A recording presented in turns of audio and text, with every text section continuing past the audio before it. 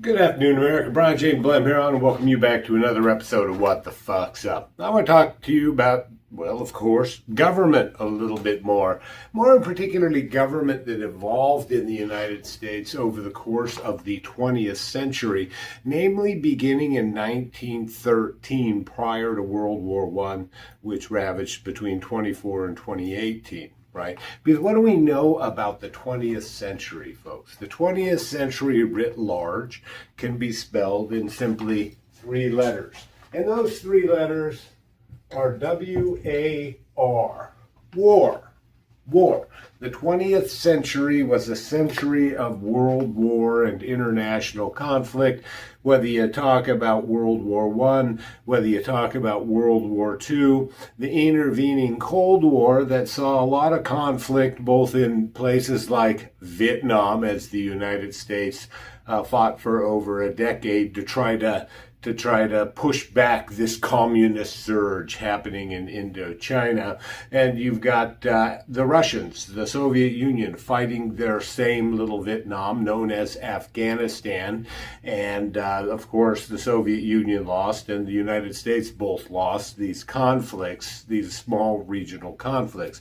But you've got conflicts all over the world taking place, El Salvador, Honduras, as the Cold War ravaged until 1991, when the Union Soviet Socialist Republics disbanded and the Warsaw Pact, the USSR and Eastern Europe's version of NATO, disbanded.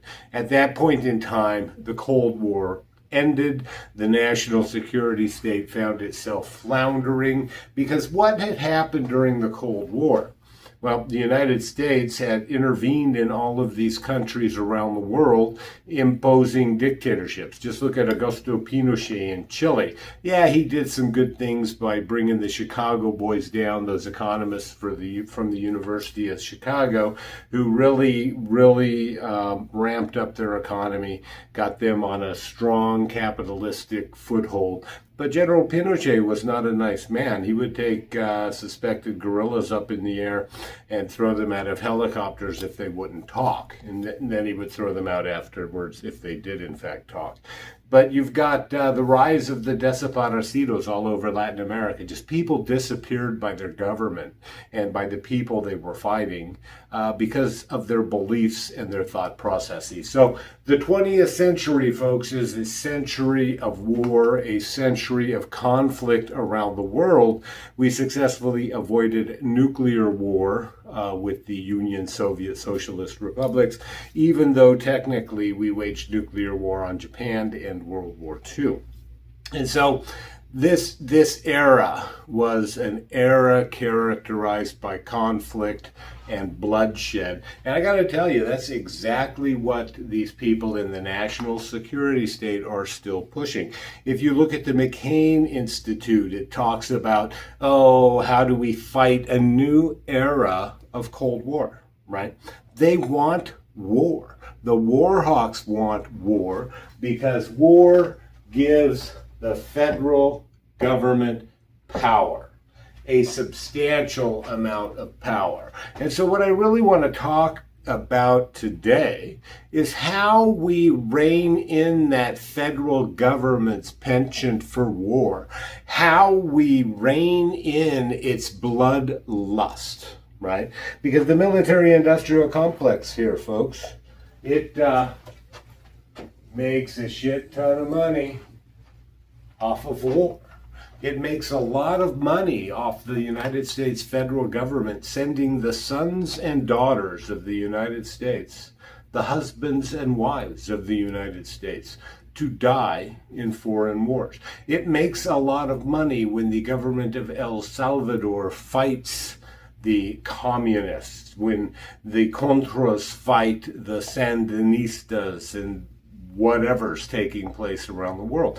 This is money, folks, and money is power for these huge corporate interests. And what we have seen emerge more recently in the early 21st century, it started in the 20th, as this world organization begins to try to seize power over the entire globe through the WHO, the World Health Organization, is the tremendous emergence of the health industrial complex that works in tandem with the military industrial complex and our financial and banking institutions to develop not only weapons of war, but to develop new vaccines. The COVID vaccine was not a vaccine, it's a gene therapy.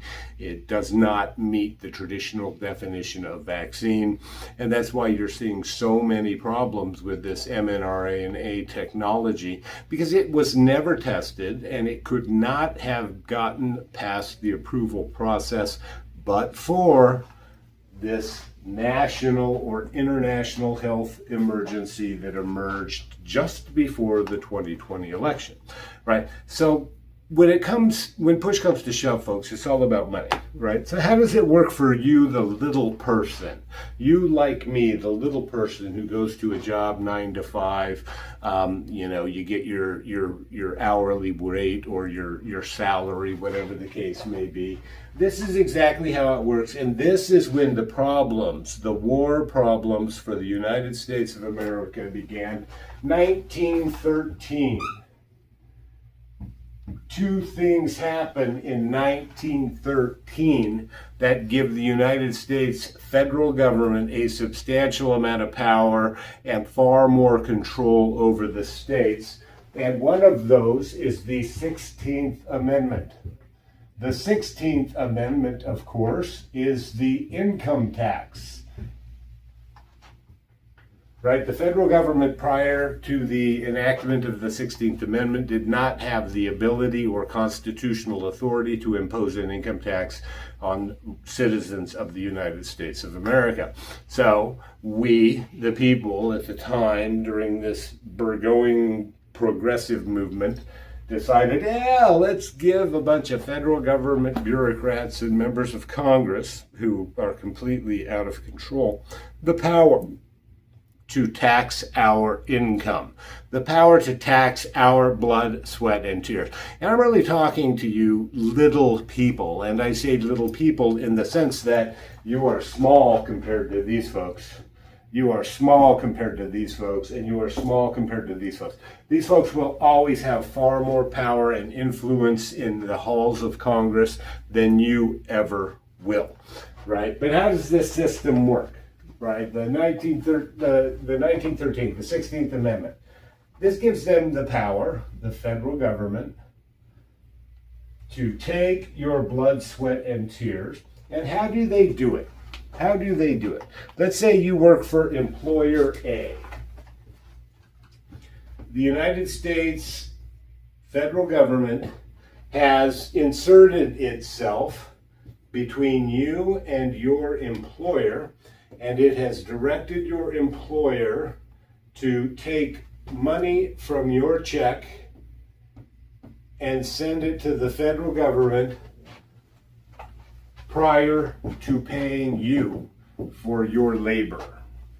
They get your money first, folks. And then what do? They make it's a sneaky little trick, right? They do this sneaky little trick to get you to like withholding or whatever, right? And so, the real problem with withholding, folks, is it gets you used to a certain income. Right, it gets you have to devise your life around this specific income you get, because they're taking money off the top and sending it to the federal government before they even pay you, right? And so that's one of the problems with it. But the really dirty, low down, sneaky trick is they take more than they should. And they know they take more than they should. They do that on purpose. So early in the next calendar year, they can send you money back, and you're all like, I'm all happy, I'm excited, I got free money, right? That your money the whole time, right? That, by the way, because of inflation, is worth less than when they took it from you. So that's the way the system works. This gives them a great deal of power and control, and all of that power and control emanates from you, the hard-working men and women of the United States of America, right? And then I've talked in my shows about really what happens to that money, right? A lot of it gets sent out to, as we've learned, these non-governmental organizations where there are no checks and balances, where there are no audits, where there is zero accountability. When Joe Biden's administration was on its way out the door, we've recently learned that it sent to Stacey Abrams affiliated organizations billions of dollars, folks, so that they can pay themselves lavish salaries, buy huge expensive mansions, and live the life you will never live because of this system that they have created. The 13th Amendment, folks. We need to abolish the income tax in the United States of America, and that will then force the federal government to impose different types of taxes and work more closely with states on foreign policies to determine whether or not the United States wants to be as bellicose as it was in the 21st century. So the first thing we need to do is get rid of this, the 16th Amendment. But the second part of that coin, folks, the second part of the problem is what is known as the Fed, for short, the Federal Reserve banking system. Take a guess as to when it was created. Yep. If you said 1913, you are 100% correct. The Federal Reserve Act, was passed in December of 1913, not long after we imposed the income tax amendment with respect to amendment to the U.S. Constitution. And that is what is a huge power in the United States federal government, folks. It gives them what's called a flexible monetary policy. And by flexible, it means they can just turn on the printing presses and print money whenever they need it, based on an IOU. Our currency used to be based upon the value of gold. It's known as the gold standard. But they went to what is known as a fiat currency. Yes, a fiat currency sucks just as badly as a fiat car. I know, because I've had one. And so fiat currencies are just currencies that have value by decree, by fiat. The government simply says, poof, this is what our currency is worth. It really has no value aside from the fact that we can do this and kick the shit out of most of the rest of the world. That's truly what gives the American dollar its value, right? And that is exactly why the United States of America is so deep in debt. The way government should work, folks, this is the way it should work. Government closest to the people is what the Constitution calls for. It's what the founders believe was the best form of government. We here at the local level can enjoy more true democracy than we can up here. We, the people, are disconnected from this system because we don't have the resources to go to Congress every day and pound our table on their desk and say, we want change. We don't have that power, folks. And with what they're doing to our elections, we have even less. Who has that power? These people have this power. The NGOs, who know all the members of Congress and who send much of that money back in the form of support for direct election, for the first time election, or for re-election of candidates who support this type of system.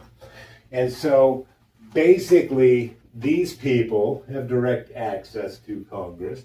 These people obviously have direct access to Congress. And these people have direct access to Congress. We, the people, will never be able to match their power unless we come out in volume in support of President Trump and in support of efforts to eradicate the 16th Amendment and the Federal Reserve System.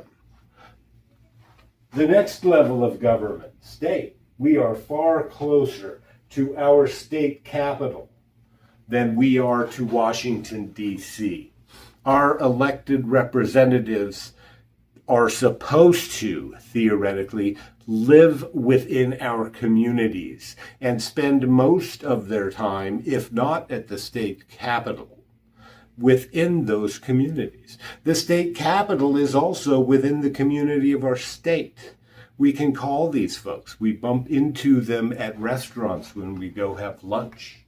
We know them on a far more personal level than we will ever know members of Congress or anybody working within the federal government. And so fundamental changes need to take place if America is going to rein in this national security state that is working as a ghost government. And I'm going to talk about that because the ghost government has relocated to the state of Arizona, and it is there and omnipotent, and it wants to dictate Arizona policy and Arizona law, especially as it relates to elections. The best way, folks, to rein in this monstrous beast is to cut off its food supply. And the best way to cut off its food supply is to get rid of the income tax and to get rid of the Federal Reserve System, so these 4 or 5 families that control it don't get all of our interest that we pay them for the right to print and borrow our money. And with that, I'm going to say, get off your ass. Stay awake, folks. Do not go back to sleep just because Trump was elected. We need to stay in this fight.